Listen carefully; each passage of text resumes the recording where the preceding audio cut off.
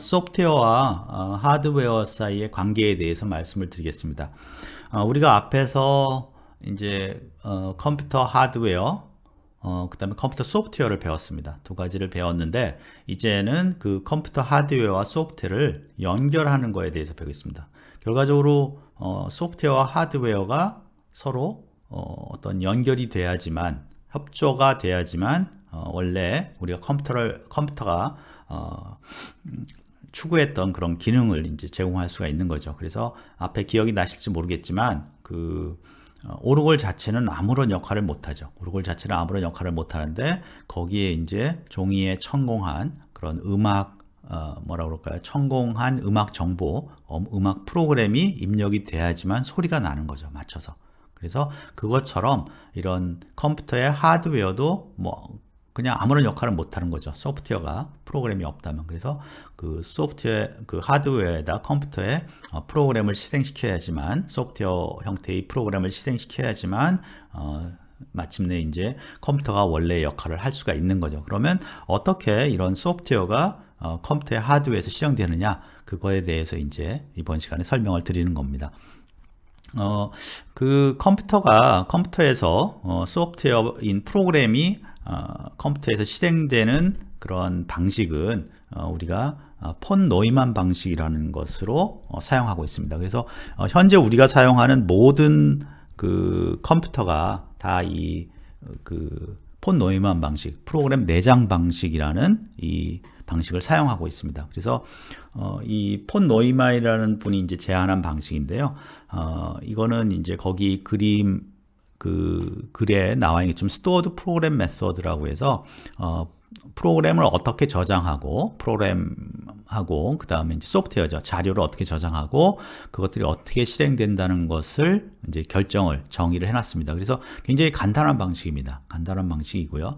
그러니까 사실은 우리가 이제 컴퓨터나 소프트웨어를 굉장히 복잡하고 어렵다고 생각하시는 분들이 있는데 앞에 우리가 천공 카드에서 본 것처럼 사실은 그 기초를 보면 단순하고요.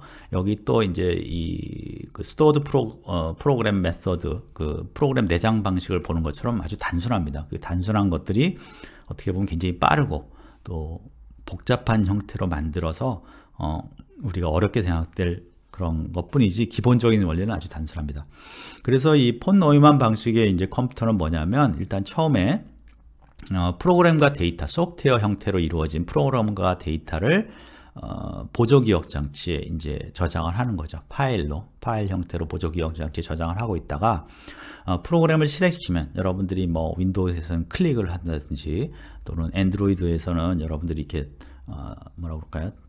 터치를 한다 그러나요? 그렇게 해서 이제 시작을 시키면 그런 명령을 이제 실행하라 그렇게 명령을 내리면 이 보조기억 장치에 있던 여러분들이 뭐 하드디스크라든가 그런 보조장치에 있던 플래시 메모리 보조장치에 있던 그 프로그램하고 그 자료가 주기억 장치로 메인 메모리로 올라갑니다. 그래서 메인 메모리에 올라가서 이제 실행될 준비를 하고 있는 거죠. 그러면 이 메인 메모리에 올라간 명령어들이 이제 여러 개가 쭉 있을 텐데 순서니까 그거를 순서대로 처음부터 CPU에서 이제 실행을 하는 거죠. 그러면 CPU가 명령 하나를 받아들여서 이렇게 열어보고 이건 뭐라는 거구나 하고 해석을 해서 실행을 하면 그게 이제 어떤 거는 계산을 하는 연산이고 어떤 거는 이제 입출력 그 외부 입출력 장치를 구동시키라는 뭐 출력을 하라든지 그런 명령어니까 그런 명령어를 이제 실행시키는 거죠. 그리고 이제 이런 연산을 할 때는 연산에 필요한 계산 중간 결과들을 저장하는 메모리가 필요하죠. 그래서 CPU 안에 레지스터라는 아주 빠른 메모리들이 준비가 되어 있습니다. 그래서 이런 CPU가 연산을 할 때 그런 레지스터를 사용해서 우리가 잠시 저장했다가 다시 쓰고 그런 식으로 이제 그 연산을 처리를 합니다. 그래서 우리가 이 폰 노이만 폰 노이만 방식을 이제 생각해 보면 첫 번째는 우리가 그 컴퓨터 뭐 여러분 스마트폰도 마찬가지죠. 열어보면 그 안에는 모든 자료가 다 파일 단위로 저장되어 있습니다. 파일로. 그러니까 모든 컴퓨터 안에서는 한 가지 방법밖에 없는 거죠. 자료를 저장할 수 있는 게 뭡니까? 파일로만 저장이 되는 것이죠. 그래서 뭐 디렉토리도 있지 않습니까? 그런데 디렉토리는 사실은 어떻게 보면 어떤 파일의 그 분류 체계 정도뿐이지 그 자체가 정보를 갖고 있는 건 아니죠. 예, 그래서 약간 파일로 돼 있고, 근데 그 파일이 두 가지 형태로 돼 있죠. 하나는 프로그램 파일이고 하나는 자료 파일이죠. 그래서 여러분들이 그 그림을 보시면 그 화면에 그림을 그 아이콘들을 보시면 아시겠지만 하나의 아이콘은 똑같은 파일들인데 하나의 아이콘은 아래 한글 프로그램이고 나머지 세 개는 뭡니까? 아래 한글 프로그램에서 만든 파일들이죠. 자료죠, 일종의. 그래서 이쪽 아래 한글 그 아이콘은 아래 한글 프로그램은 아래 한글을 실행하는 데 필요한 그 코드들이 쭉 들어가 있는 거고요. 명령어들이 그 흰색으로 되어 있는 그 아래 한글 파일 아이콘에는 그런 명령어가 들어있는 게 아니라 여러분들이 작성한 뭐 보고서라든가 그런 자료가 들어있는 거죠.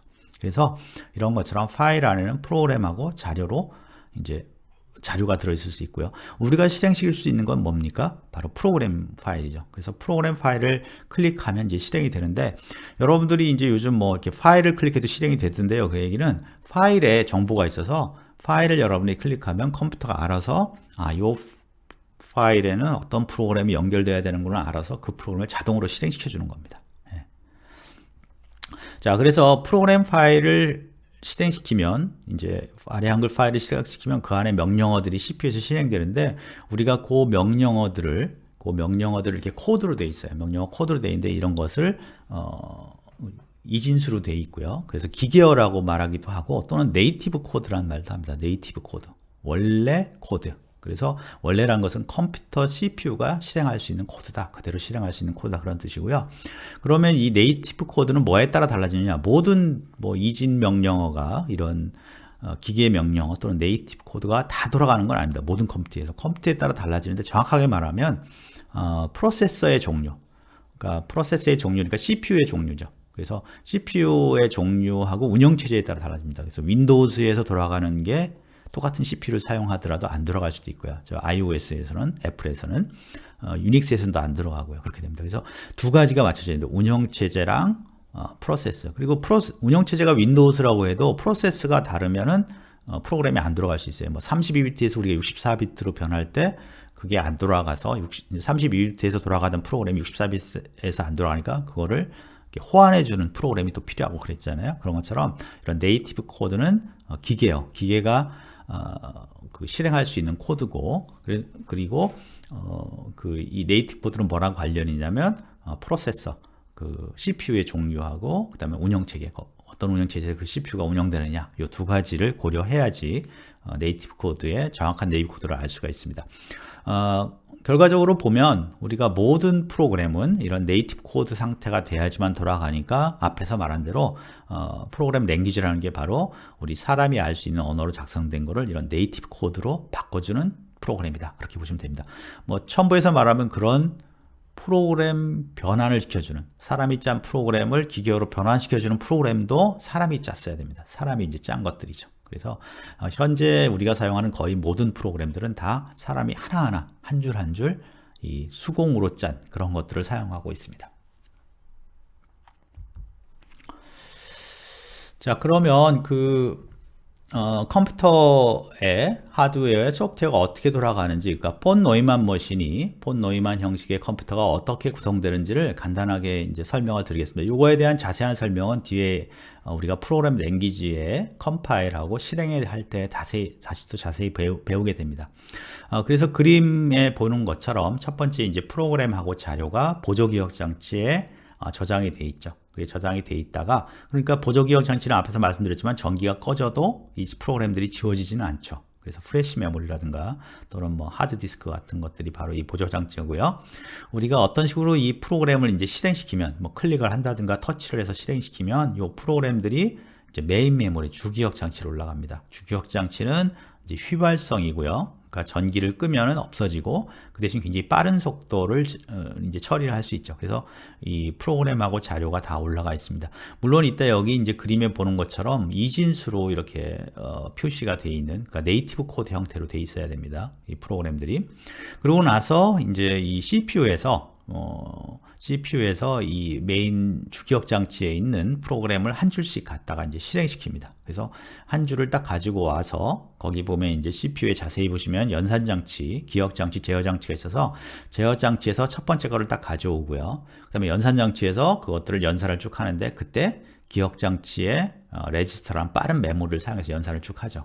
그래서 그 제어 장치, 연산 장치, 기억 장치가 이제 가동을 해서 그 명령어들을 확인을 해서 그 명령어의 뭐 결과, 연산이 필요하면 연산 결과를 계산을 하고 그 다음에 외부 장치 컨트롤, 외부 장치를 제어할 수 있는 명령어면 이제 외부 장치를 제어하라고 명령을 하죠. 그래서 거기 보면 화면에 이제 4를 출력하시죠. 그래서 3에 있는 자료, 3이라는 주소에 있는 4 자료를 읽어서 그거를 외부 장치인 모니터에 출력하셔. 이런 명령어들을 내는 거죠. 그래서 그 주 기억 장치에 이제 이렇게 올라와 있는 모든 명령어를 쭉 하나씩 쭉 쭉 이제 계속 굉장히 빠른 속도로 실행시키면 프로그램이 구동되는 거고요. 그게 다 끝나면 이제 프로그램이 구동이 끝나는 거죠. 근데 물론 이제 순서대로 실행을 하지만 그 안에는 루프도 있을 수 있고요. 또는 뭐 고우트 어디로 점프하는 것도 있기 때문에 프로그램이 적힌 순서대로 실행되지는 않습니다. 하지만 하나씩 그런 순서에 맞춰서 이제 프로그램이 실행되고요. 이런 식의 프로그램을 저장하고 그거를 이제 CPU에서 하나씩 실행하는 그러한 방식이 바로 우리가 폰 노이만 방식이고 현재 모든 컴퓨터들이 다 이 방식을 사용해서 만들어지고 사용되고 있습니다.